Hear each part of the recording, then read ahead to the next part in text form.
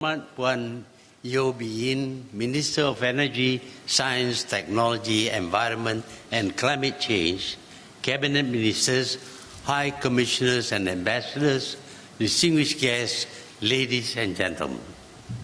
First of all, I would like to thank the Ministry of Energy, Science, Technology, Environment and Climate Change, or MASTEC, for inviting me.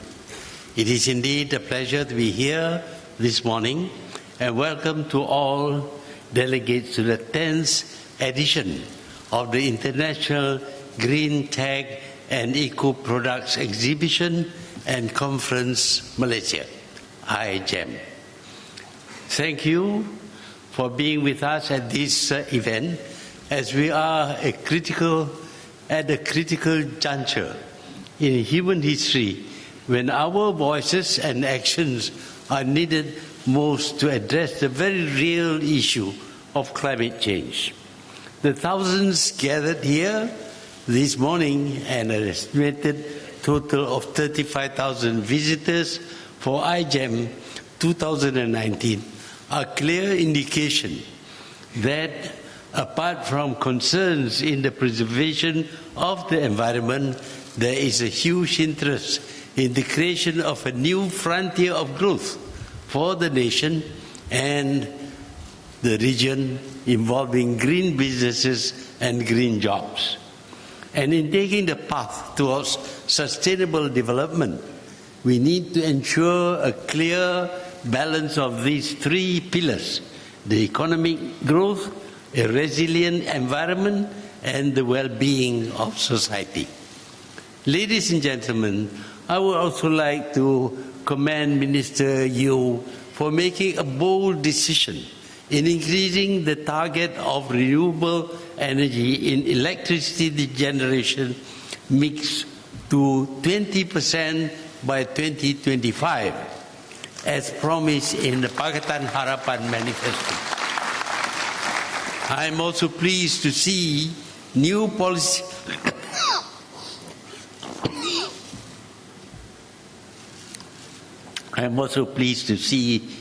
policies such as net energy metering 2.0 has been gaining momentum.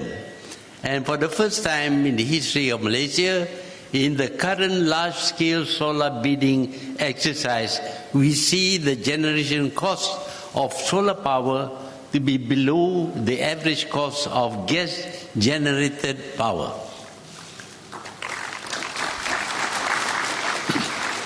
Feed-in tariff mechanism also continues to support other types of renewable energy. More importantly, I am glad to see that instead of relying on public funds, MASTEC has embarked on creating regulatory framework that catalyzes private financing in the investment of renewable energy projects. Of course, nothing will be possible without money. It is a matter of where we source it, and in the case of the sustainable growth of green industry, it should be primarily fueled by private investments instead of public funds. MASTEC has worked on monetizing renewable energy attributes by creating traditional trading market for renewable energy certificates. Indeed, bringing in investment and creating market should be the way forward for business-friendly Malaysia. It was also earlier highlighted on MASTEC's efforts to reform the power sector through the Malaysia Electricity Supply Industry, or MESI 2.0 Master Plan. The reforms will see enhanced efficiency of the market structure of power industry through increased competition across the value chain, future-proofing the power industry, as well as empowering consumers by democratizing and decentralizing the electricity supply industry. I look forward to the tabling of new laws such as Energy Efficiency and Conservation Act and Environment Protection Act in the Parliament to institutionalize the green agenda under the Pakatan Harapan government. Ladies and gentlemen, the theme for this three-day event is Innovating Sustainability. As a government, we are committed to be innovative in policy making, allowing maximum rooms for private businesses to innovate to gain profits in a business-friendly ecosystem of green industry, as well as empowering private individuals and NGOs to innovate to pursue their respective green initiatives in Malaysia. I would also like to highlight that we will be celebrating the 10th year anniversary of the Malaysian Green Technology Corporation. This agency under MASTEC was set up to catalyze the green technology uptake in this country. It gives me great pleasure in commemorating this 10th anniversary by rebranding this agency to Malaysian Green Technology and Climate Change Center, or MGTCCC. This move is consistent with the PH government's commitment to keep the civil service lean and to reduce expenditure by optimizing delivery. Under Malaysian Green Technology and Climate Change Center, we will also establish National Council of Climate Change Action as promised in the Pakatan Harapan Manifesto. Ladies and gentlemen, on climate change, I believe we must get our message clear, especially on this pressing issue of climate change, as I had said at the recent 74th session of the United Nations General Assembly in New York. What we are experiencing in terms of extreme temperatures, natural disasters and unpredictable weather patterns is something we cannot afford to take lightly. Our current situation is urgent and critical. It may not just be because we are generating more heat through our activities. It may be part of a cycle that this planet goes through the ages. Many cities across the world are facing extreme heat or extreme cold as never before. There are several cities around the world that are facing possible submergence owing to the rising sea levels. We are, in fact, in a time of climate emergency. Malaysia has to act now. We must do our part in climate change by reducing carbon emission, as well as what we have committed in the Paris Agreement, and preserving our forests, our carbon sink, as accorded to our Rio pledge, in accordance with our Rio pledge.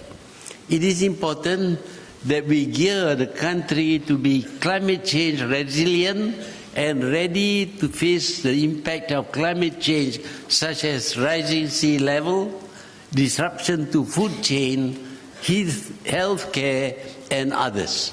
A National Climate Change Center is required to do climate change-related data collection, risk analytics, policy coordination among different levels and aspects of government to ensure Malaysia does not only survive but thrive as the globe inevitably becomes warmer into the future. Ladies and gentlemen, over the past couple of decades, green economy has emerged as a strategy priority to transform economies into drive of sustainability. The green economy is typically characterized by being efficient, clean, circular, collaborative, and emitting low carbon.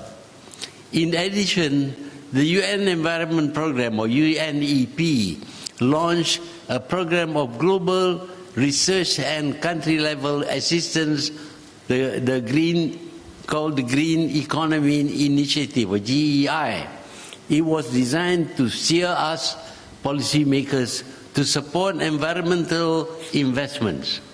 What is even more promising to the investment and business community globally is that this contribution could increase from its present 6% to 10% of global market value by 2030.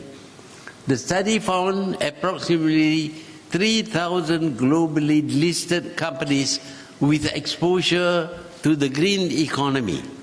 This number has risen by approximately 20% since 2009 and covers 30% of global listed market value. With such big promises being called for globally, the opportunities for Malaysia to take the lead and make a positive impact on the economic growth are enormous.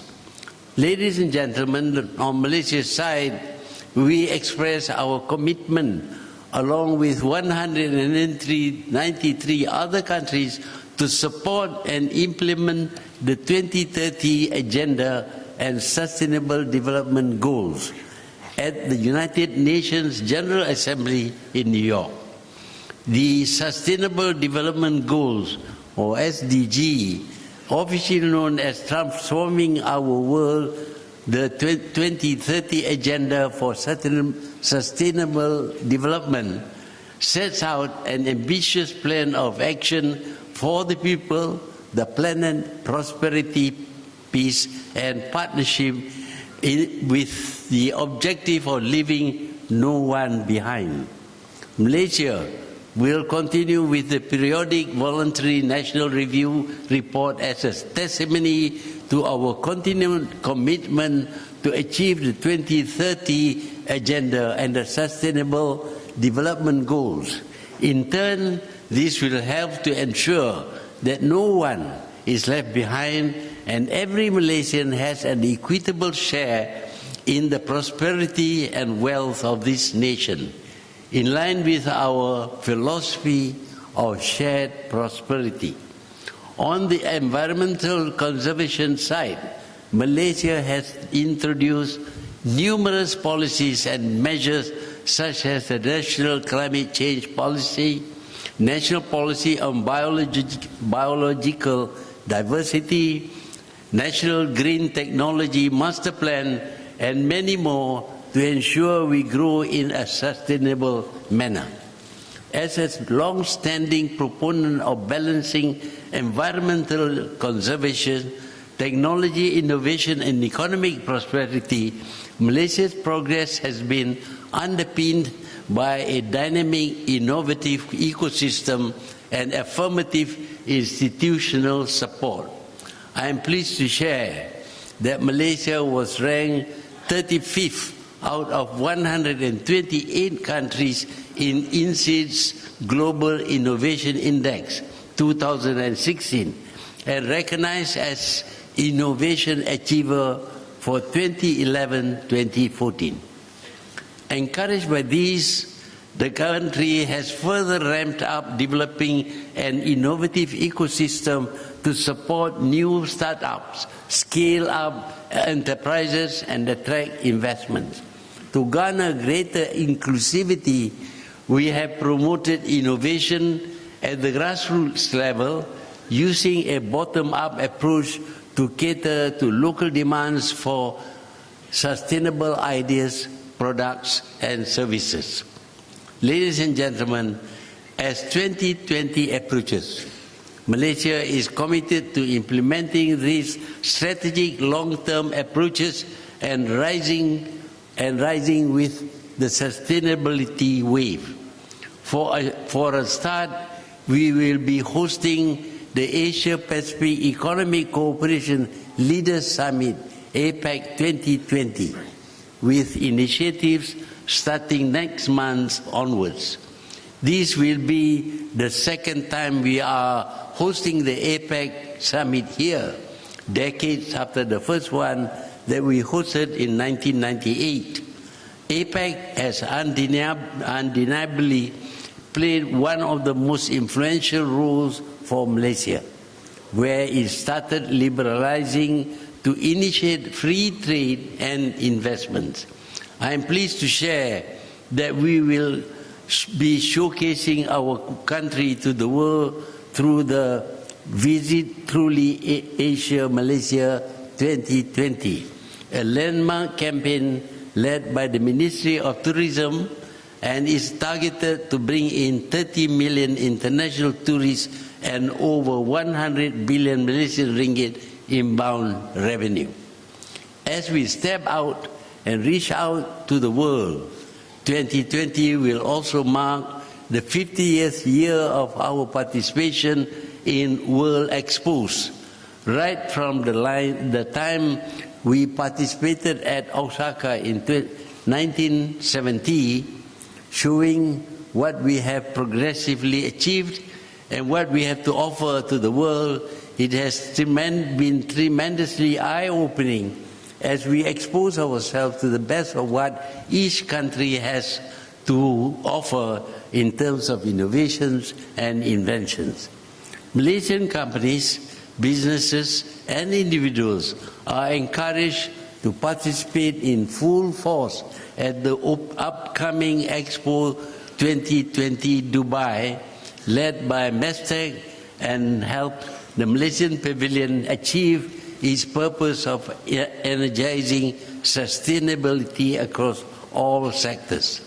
I'm glad to see that Malaysian Pavilion has lived up to its theme by making our pavilion the first net zero carbon pavilion in Dubai Expo 2020. Ladies and gentlemen, it is my great hope that this International Green Tech and Eco Products Exhibition and Conference Malaysia, IGEM, can be further amplified to be a very important platform to spur green industry in the region, as well as providing solutions for climate change towards a more resilient planet. With this, it gives me great pleasure to officially open IGEM 2019. I wish you all success. Thank you.